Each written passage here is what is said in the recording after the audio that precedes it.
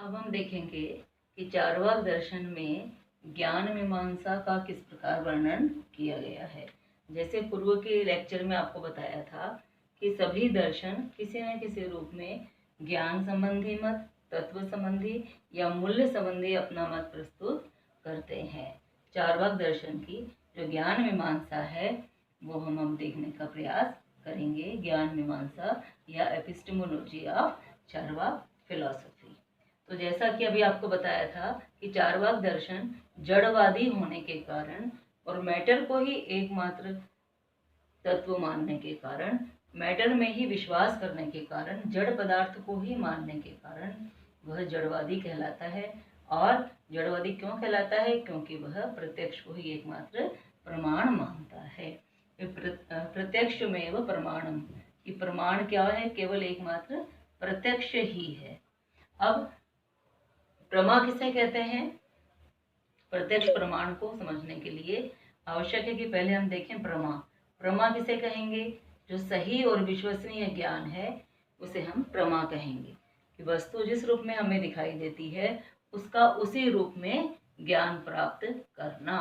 तो वस्तु का जो वास्तविक रूप है उस रूप में वास्तविक ज्ञान जो है वो कहलाता है प्रमा। सही ज्ञान प्रमा कहलाता है। और ज्ञान का जो विषय है, ऑब्जेक्ट है, वो कहलाता है प्रमेय, जिसका ज्ञान प्राप्त किया जा रहा है। तो ज्ञान की प्रक्रिया में तीन चीजें होती हैं। एक तो होता है ज्ञान, दूसरा उसका विषय या ऑब्जेक्ट जिसका ज्ञान प्राप्त किया जा रहा है, और उसके अलावा ये होता है प्रमा का साधन या प्रमाण, जिसके द्वारा हम सही ज्ञान प्राप्त कर रहे हैं। तो ज्ञान की प्रक्रिया में प्रमा का जो साधन है वो प्रमाण, प्रमेय, और ज्ञाता या नोअर जो ज्ञान प्राप्त कर रहा है।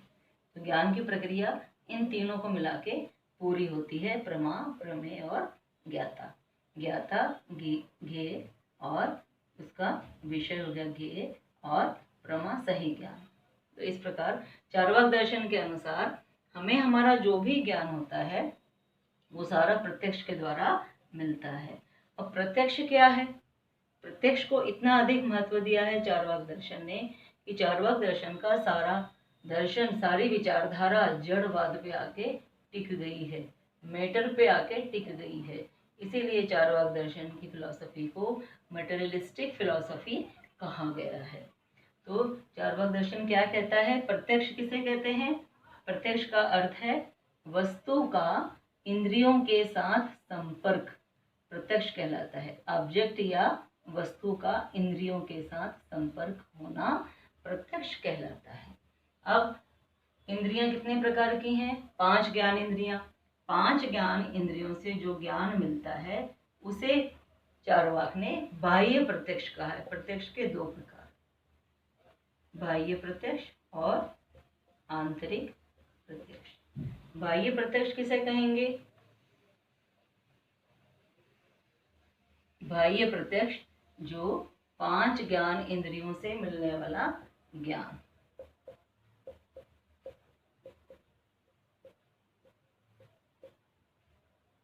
पांच ज्ञान इंद्रियां कौन कौन सी हैं? आंख, नाक, कान,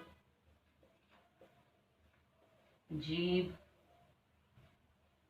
त्वचा। आंख से हमें देखने का ज्ञान प्राप्त होता है जिसे रूप भी कहते हैं। नाक से गंध का अनुमान होता है, कान से श्रवण का ज्ञान होता है, जीभ से स्वाद या रस का ज्ञान होता है, त्वचा से स्पर्श का ज्ञान होता है कि कोई वस्तु गर्म है, ठंडी है, नरम है या कठोर है। तो इस प्रकार 5 ज्ञान इंद्रियां बाह्य प्रत्यक्ष कहलाती हैं। और वस्तु का इंद्रिय के साथ जो संबंध होता है वो प्रत्यक्ष कहलाता है। तो बाह्य प्रत्यक्ष में 5 ज्ञान इंद्रियां और 5 ज्ञान इंद्रियों से मिलने वाले अलग अलग अनुभव, ज्ञान के अनुभव, जिन्हें विषय कहा जाता है ज्ञान इंद्रियों के। आंतरिक प्रत्यक्ष किसे कहेंगे? आंतरिक प्रत्यक्ष मन के द्वारा होता है। मन के द्वारा हमें सुख, दुख, ज्ञान ये सब मिलता है। सुख दुख का ज्ञान और प्रयत्न आदि किससे मिलते हैं हमें? ये सब मन से मिलते हैं। तो बाह्य प्रत्यक्ष, बाहरी इंद्रियां, 5 ज्ञान इंद्रियां और आंतरिक प्रत्यक्ष मन के द्वारा, जिसे मानसिक प्रत्यक्ष भी कहा जाता है। तो इस प्रकार चार्वाक दर्शन में प्रत्यक्ष को ही एकमात्र प्रमाण माना है। प्रत्यक्ष के 2 प्रकार हैं, बाह्य प्रत्यक्ष और आंतरिक प्रत्यक्ष। जब वस्तुओं का इंद्रियों के साथ संपर्क होता है उसे हम प्रत्यक्ष प्रमाण कहते हैं। और चार्वाक दर्शन अपने समस्त विचारों में केवल प्रत्यक्ष को ही प्रमाण मान के आगे बढ़ता है। और प्रत्यक्ष को प्रमाण मानने के कारण चार्वाक दर्शन आगे सभी प्रकार के प्रमाणों का खंडन करता है। भारतीय दर्शन की विशेषताओं में हमने देखा था कि भारतीय दर्शन अनुमान, उपमान, अर्थापत्ति, शब्द, अनुपलब्धि और प्रत्यक्ष, 6 प्रकार के प्रमाण मानता है, जिनसे हम सही और विश्वसनीय ज्ञान प्राप्त कर सकते हैं। लेकिन चार्वाक दर्शन ही एकमात्र ऐसा दर्शन है जो केवल प्रत्यक्ष को ही प्रमाण मान के अपनी संपूर्ण व्याख्या करता है। तो इस प्रकार ये हुआ प्रत्यक्ष प्रमाण। और इसके बाद चार्वाक दर्शन की ज्ञान मीमांसा का एक पार्ट अभी समाप्त हुआ, और चार्वाक दर्शन की ज्ञान मीमांसा का दूसरा पार्ट है कि चार्वाक दर्शन ने प्रत्यक्ष को तो प्रमाण माना ही माना, लेकिन उसने बाकी सभी प्रमाणों को नकार दिया, बाकी सभी प्रमाणों का खंडन कर दिया।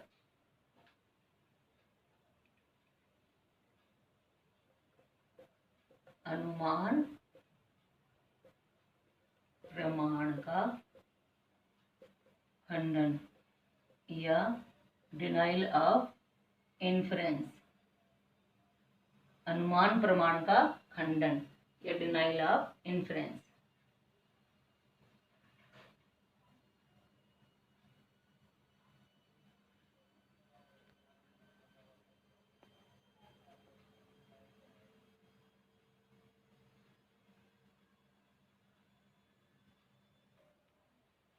अब हम देखेंगे कि अनुमान प्रमाण क्या है, क्योंकि अनुमान प्रमाण को चार्वाक दर्शन स्वीकार करता है। चार्वाक दर्शन अनुमान को क्यों अस्वीकार करता है, प्रत्यक्ष को स्वीकार करता है? क्योंकि चार्वाक यह मानता है कि अनुमान प्रमाण सही रूप में प्रमाण हो ही नहीं सकता। अब अनुमान का खंडन जानने के पहले यह जानना आवश्यक है कि अनुमान है क्या। अनुमान शब्द अनु प्लस मान से मिलके बना है। अनु का अर्थ है के पश्चात, के बाद, और मान का अर्थ है ज्ञान।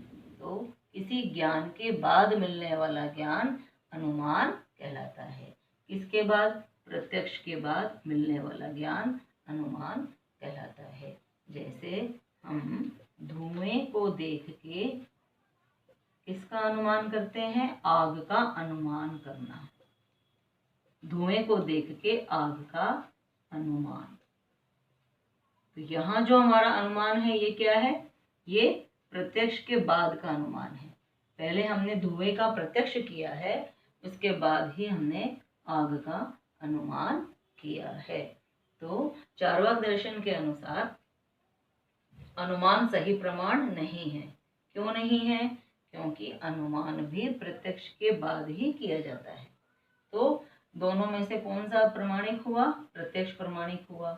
और अनुमान को समझने के लिए व्याप्ति को समझना आवश्यक है, क्योंकि अनुमान के लिए एक चीज बहुत ही जरूरी होती है और वो है व्याप्ति। व्याप्ति से अर्थ है यूनिवर्सल रिलेशन। इसमें 2 वस्तुओं में अनिवार्य और नियत संबंध, निश्चित संबंध। जब एक है तो दूसरी है, धुआं है तो आग है। दो वस्तुओं में अनिवार्य नियत संबंध व्याप्ति कहलाता है। यूनिवर्सल रिलेशन और अनुमान के लिए व्याप्ति अति आवश्यक है। बिना व्याप्ति के अनुमान संभव ही नहीं हो सकता। तो ये था अनुमान का एक सामान्य परिचय कि अनुमान किसी ज्ञान के बाद मिलने वाला ज्ञान है। वो ज्ञान क्या है? प्रत्यक्ष। प्रत्यक्ष के बाद हमें अनुमान होता है। जैसे दो वस्तुओं में नियत अनिवार्य संबंध हमने अपने प्रत्यक्ष में बार बार देखा है कि धुआं है तो आग है, धुआं है तो आग है। धुएं के आधार पे जो हम बार बार आग का अप्रत्यक्ष करते हैं, अर्थात प्रत्यक्ष के आधार पर अप्रत्यक्ष का ज्ञान, प्रत्यक्ष से अप्रत्यक्ष का ज्ञान। कैसे? प्रत्यक्ष क्या है? धुआं, और उसके आधार पे जो हमें दिखाई नहीं दे रही उस आग का भी हम अनुमान करते हैं। क्यों करते हैं? क्योंकि पहले हमने सैकड़ों बार धुएं और आग को साथ साथ देखा है। जब कहीं भी हमने ये देखा है कि धुआं है, उसके साथ आग समान रूप से व्याप्त पाई गई। व्याप्त पाई गई, व्याप्त का अर्थ है व्याप्ति। व्याप्ति क्या है? Universal relation. दो वस्तुओं में अनिवार्य नियत संबंध। जब एक है तो दूसरी है, एक है तो दूसरी है, और इस अनिवार्य नियत संबंध को हम हटा नहीं सकते, एक दूसरे से अलग नहीं कर सकते, और यही अनुमान का आधार है जो बाकी के भारतीय दर्शन स्वीकार करते हैं कि प्रत्यक्ष के अलावा अनुमान भी सही ज्ञान प्राप्ति का एक प्रमाण है, एक आधार है। लेकिन चार्वाक दर्शन, क्योंकि वो प्रत्यक्ष को ही एकमात्र प्रमाण मानता है और अनुमान का खंडन कर देता है, और ये मान के चलता है कि प्रत्यक्ष ही एकमात्र प्रमाण है, अनुमान सही नहीं है। अब अनुमान सही क्यों नहीं है? क्योंकि चार्वाक दर्शन के अनुसार दो वस्तुओं में अनिवार्य नियत संबंध अर्थात व्याप्ति नाम की कोई चीज नहीं होती। क्यों नहीं होती? क्योंकि चार्वाक दर्शन, जैसा कि बार बार आपको बताया गया है, कि वह केवल प्रत्यक्ष को ही प्रमाण मानता है, और व्याप्ति असंभव है। चार्वाक दर्शन क्या कहता है? व्याप्ति असंभव है। क्यों असंभव है?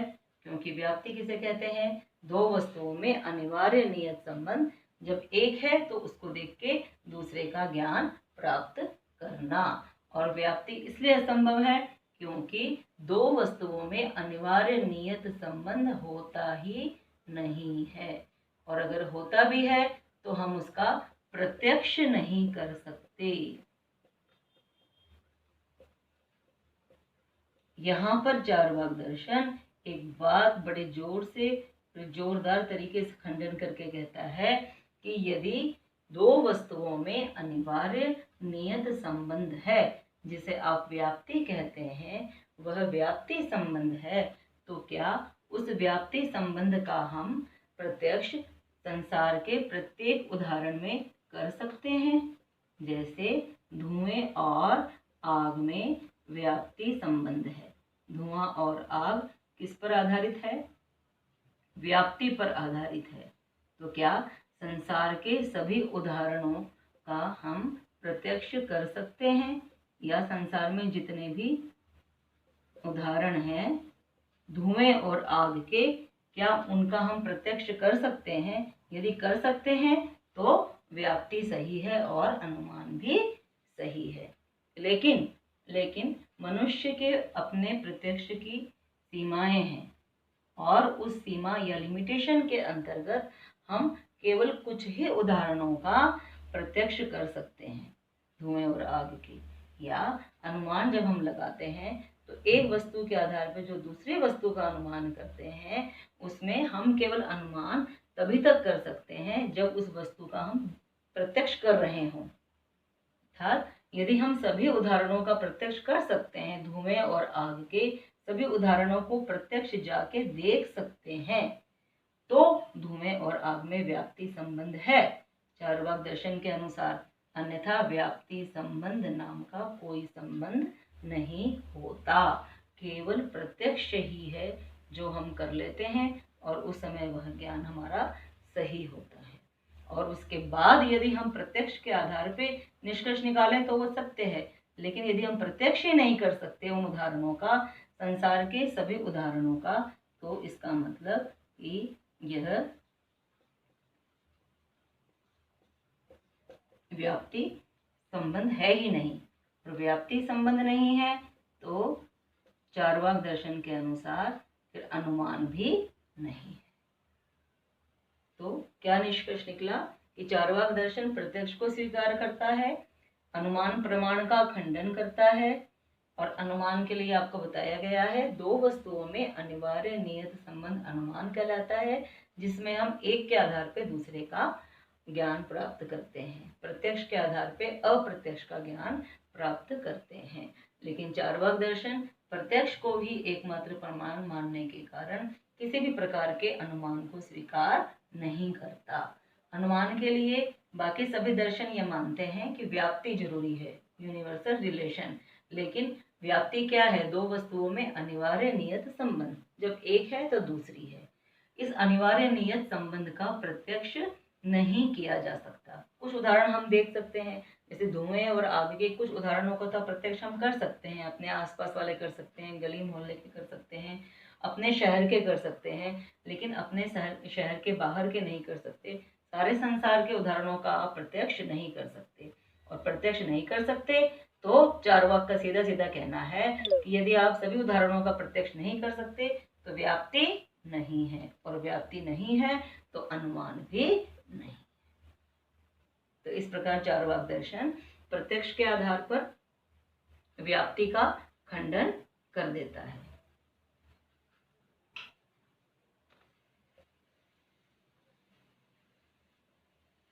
व्याप्ति असंभव है, उसने बताया है चार्वाक दर्शन में प्रत्यक्ष के आधार पर, और व्याप्ति असंभव है अनुमान के आधार पर।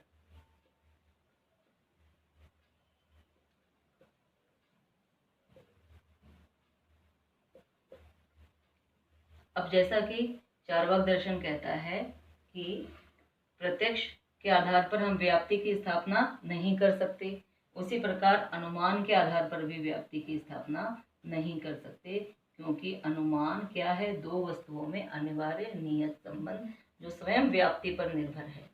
तो इसलिए जो अनुमान स्वयं व्याप्ति पर निर्भर है और व्याप्ति सही है ही नहीं, तो अनुमान भी सही नहीं है। और यदि हम अनुमान को व्याप्ति पर, व्याप्ति अनुमान को अनुमान पर आधारित मानते हैं, तो वास्तव में क्या होगा कि यह संबंध ही अनुचित हो जाएगा कि हम एक वस्तु को नहीं मानते और उसी के आधार पर दूसरे को सिद्ध करने का प्रयास करते हैं। तो व्याप्ति प्रत्यक्ष के आधार पर भी सिद्ध नहीं होती, असंभव है, और व्याप्ति अनुमान के आधार पर भी सिद्ध नहीं होती, अनुमान के आधार पर भी व्याप्ति असंभव है। एक और प्रमाण है शब्द प्रमाण। शब्द प्रमाण क्या है?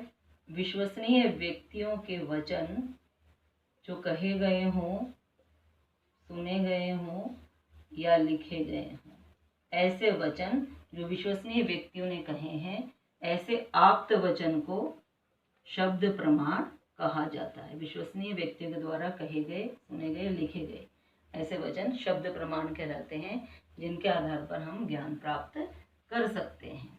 लेकिन चार्वाक दर्शन जैसा कि प्रत्यक्ष के आधार पर भी व्याप्ति को असंभव मानता है, अनुमान के आधार पर भी व्याप्ति को असंभव मानता है, और ये मानता है कि शब्द प्रमाण भी सही नहीं है। क्यों नहीं है शब्द प्रमाण सही? क्योंकि शब्द का यदि हमें ज्ञान प्रत्यक्ष वस्तु के लिए हो रहा है, या विश्वसनीय व्यक्तियों के द्वारा यदि हमें प्रत्यक्ष वस्तुओं का ज्ञान हो रहा है, जिनका हम प्रत्यक्ष कर सकते हैं, तो शब्द प्रमाण सही है। और यदि प्रत्यक्ष वस्तु का ज्ञान प्राप्त नहीं कर सकते तो शब्द प्रमाण भी सही नहीं है। तो व्याप्ति संबंध न केवल प्रत्यक्ष के आधार पर असंभव माना है, बल्कि अनुमान के आधार पर भी उन्होंने व्याप्ति को असंभव माना है। क्योंकि यदि हम अनुमान के आधार पर व्याप्ति को समझाने का प्रयास करें, व्याप्ति को संभव माने, तो व्याप्ति अनुमान पर निर्भर होगी और अनुमान व्याप्ति पर निर्भर होगा और ये प्रक्रिया कभी भी समाप्त नहीं होगी। तो इस प्रकार, और शब्द प्रमाण को तो वो सीधा सीधा खंडन ही करता है। केवल उन्हीं वस्तुओं का जिनका प्रत्यक्ष हो सकता है, उनका ज्ञान यदि हमें किसी विश्वसनीय व्यक्तियों के द्वारा मिलता है, आप्त वचन के द्वारा मिलता है, टेस्टिमोनी के द्वारा मिलता है, तो वो सही है, अन्यथा वो भी सही नहीं है। तो इस प्रकार चार्वाक दर्शन अनुमान का खंडन करता है और व्याप्ति को असंभव मानता है, और व्याप्ति को प्रत्यक्ष के आधार पर भी असंभव मानता है, अनुमान के आधार पर भी असंभव मानता है, और शब्द प्रमाण के आधार पर भी चार्वाक दर्शन व्याप्ति को असंभव मानता है। तो ये थी चार्वाक दर्शन की ज्ञान मीमांसा या एपिस्टेमोलॉजी ऑफ चार्वाक फिलॉसफी, जिसमें उसने यह माना कि प्रत्यक्ष ही प्रमाण है और अनुमान प्रमाण का कोई अस्तित्व नहीं है, या अनुमान प्रमाण सही नहीं हो सकता।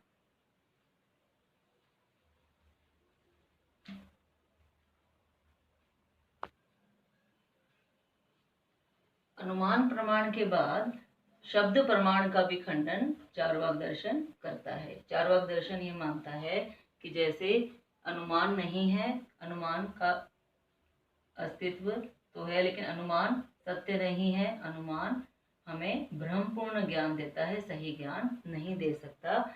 उसी प्रकार शब्द प्रमाण भी हमें सही ज्ञान प्रदान नहीं करता। कैसे नहीं करता? सबसे पहले देखेंगे शब्द प्रमाण क्या है।